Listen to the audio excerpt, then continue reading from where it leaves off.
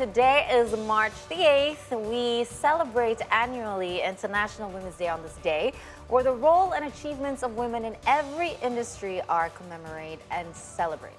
Well, you will be mistaken to think that men dominate the business industry. Do not be proud of yourself yet, men. In fact, the number of womenpreneurs continue to grow year by year. Now, according to statistics, Indonesia or BPS, some 65.5% or a majority of Indonesian MSMEs are managed by women. Womenpreneurs therefore play a significant role in boosting the Indonesian economy and contribute to the country.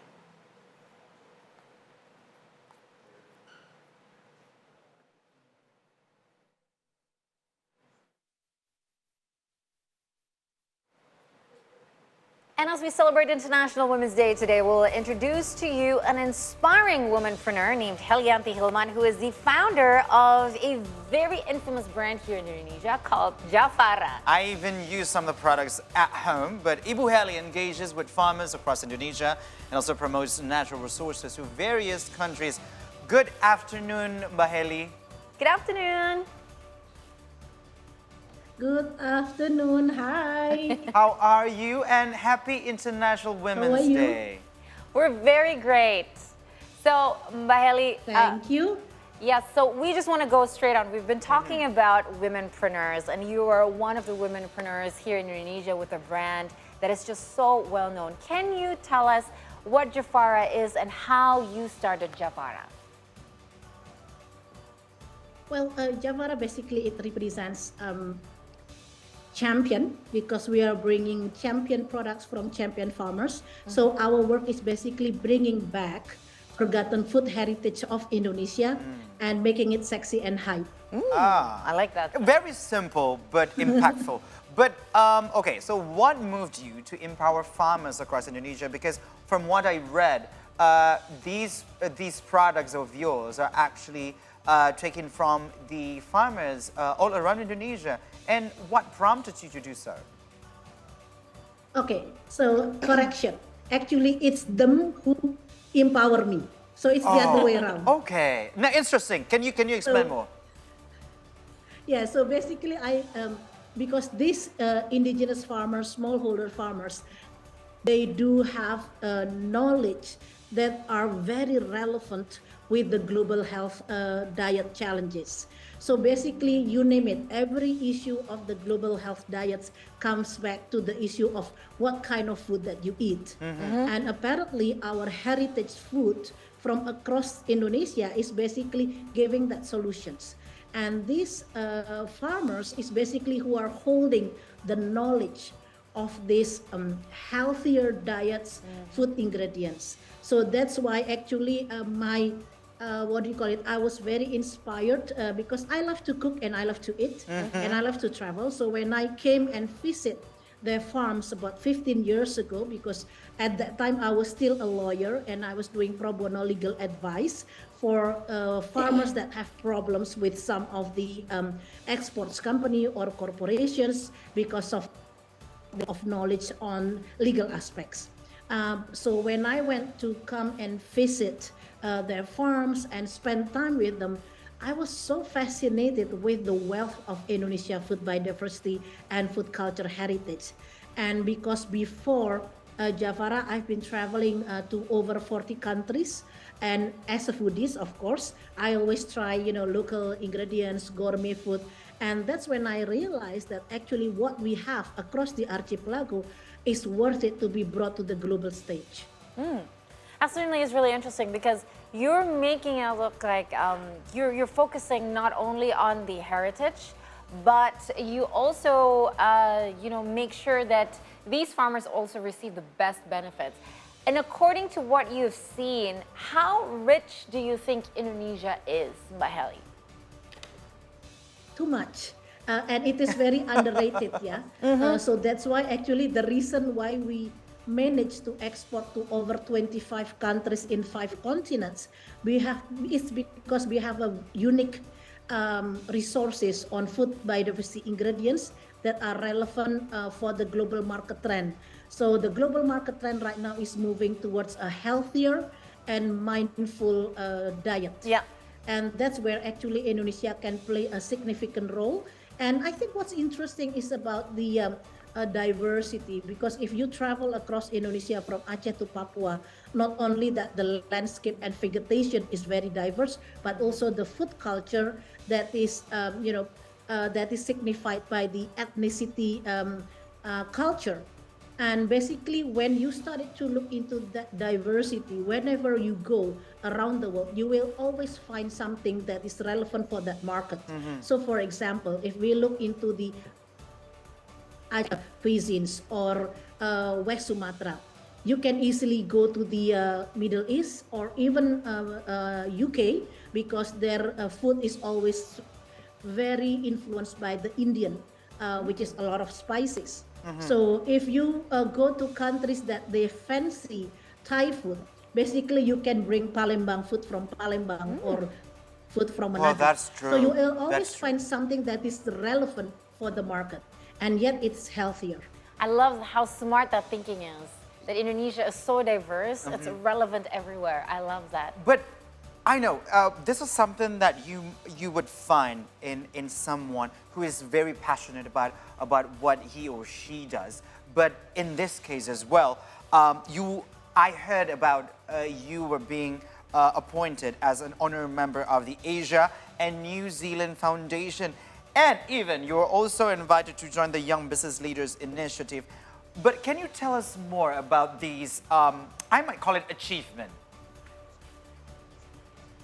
So I think this is very interesting, because my work in bringing back forgotten food heritage to the global or wider stage is actually have more support in the beginning from the outside of Indonesia.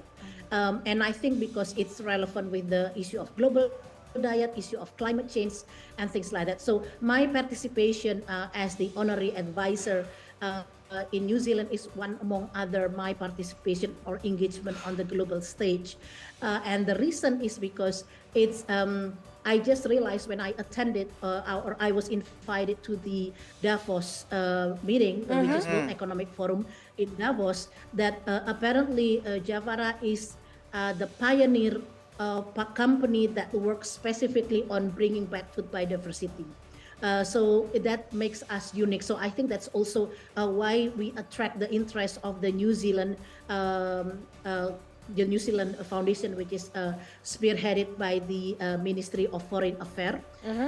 Is because there is not many companies that are working to bring indigenous food, but on the wider scale, on a mainstream market. And as you see, the foreign minister of New Zealand herself is actually a Maori by ethnicity. Yeah. So that's why she was very fascinated when she came to our store in Kemang to learn that a lot of our products comes from indigenous communities. So I think it's really about having the unique positioning of working on the sector of heritage food biodiversity at the scale and the range of diversity that is I think the biggest among any other companies that have been trying to do so in the world. I have one question. This is such a great achievement, and this is such a great story and such a great initiative that you're doing right now. My question is, how do you package all of this story and hype it to the market here in Indonesia and everywhere else? This is something very interesting. Yeah. I would love to hear you share with us your way of thinking, how Indonesians here, we can be educated to be more mindful about the way we eat and our heritage as well. Okay, so again, when we try to make it sexy and hype, the only way we can do it is we do rebranding of heritage food. So for example, the way you rebranding it, there are one is definitely you have to come up with a very unique positioning. You have to come up with product that other people doesn't have. And then second is that it's very important to have a beautiful packaging with the narrative to it. Because basically the branding helps us to penetrate the market, which normally dominated by big industry. So having a unique positioning in terms of the product, but also it has to be relevant, because unique alone, if it's not relevant for the market, you will never be able to get into the market. So that's why rebranding it in terms of the uniqueness of the product. Second is about the packaging to make it beautiful and also with the narrative. And then the third is that you have to go to the channel that appreciate that product. So that's why in the beginning, our biggest market actually comes from the export market. Up to 2015, 80% of our sales comes from the export market. And for the domestic market, this is interesting because in the beginning, there is a very lack appreciation towards the local brand. And even if they wanted organic products, they wanted a brand from US or Europe. Or Very interesting. so it's only when we started to have reputation of doing exports to over 20 countries that the Indonesians started to look, oh, this is interesting. Javara has an export quality. Well, from the very early on, our product has already been export quality. So it's always the same, except that the appreciation comes only when they started to realize that we can make it to the global market, including on the #1 supermarket chain in some of the countries. Well, for you are watching at the moment, if you haven't known what Jafara is, so basically lots of spices, of salt, pepper, coconut oil, even brown sugar, coconut sugar, stuff. Basically everything in the kitchen you can actually find in the store of Jafara. But also in this case, I found out that your spices, the items from your rack, from the SKUs of Jafara also being used in the catering of G20. Is that true? I want to know more. Yeah, so I was invited by the government to involve in the luncheon program for the for the spouses of the head of the mission. And that's where I started to curate the ingredients that we're going to use. And as you know, because this is involving the head of the countries, so the food safety aspect is a very critical element. So that's why having products that are already certified organic and have international exposure in terms, and also already, like for example, our products are also registered to the FDA, US FDA. So it helps a lot to make sure that the product selections that we use for the luncheon is basically past the security standards. Ah, lovely. Amazing. I love listening to your story and your journey, and the tagline, Javara, Indigenous Indonesia, sounds so great, by the way. But Heli, I just wanted to ask you one more thing, because today is International Women's Day. Do you have a message for women out there who are trying to reach their dreams? And also, probably for men out there watching, if there is any message for us as well.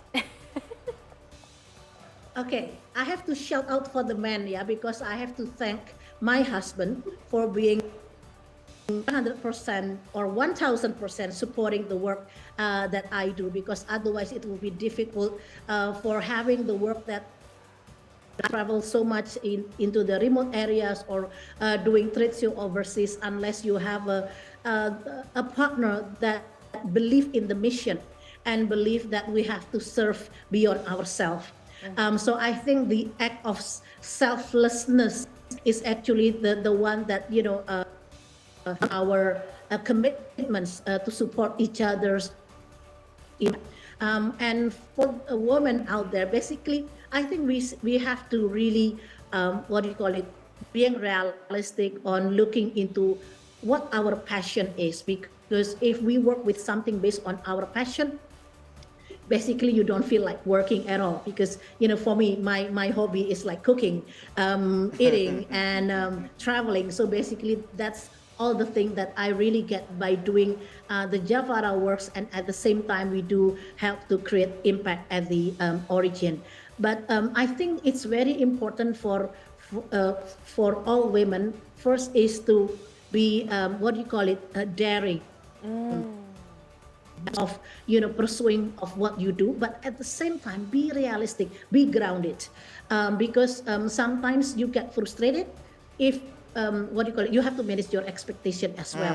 And at the end of the day, for me, doing it organically is basically the best way of doing it. For me, being a woman who is also a wife and also a mother, I like to do things organically. Yes, I do ways to expand the business to create more, but at the same time I try to doing it organically, so that I don't call it, don't be too hard on yourself as well. Thank you so much, That Violet, is for the actually inspiration. What an amazing story. To more success for Javara, and see you soon, hopefully next time in the studio. Come Oh, back for another. probably. I walk past by your office almost every day to my gym because it's located near to my place. I will come by sometimes. Thank you, Sure. Maheli. Please feel free to come. Okay, Bye. bye. Take care. Bye. And happy International Women's Day to all the women. love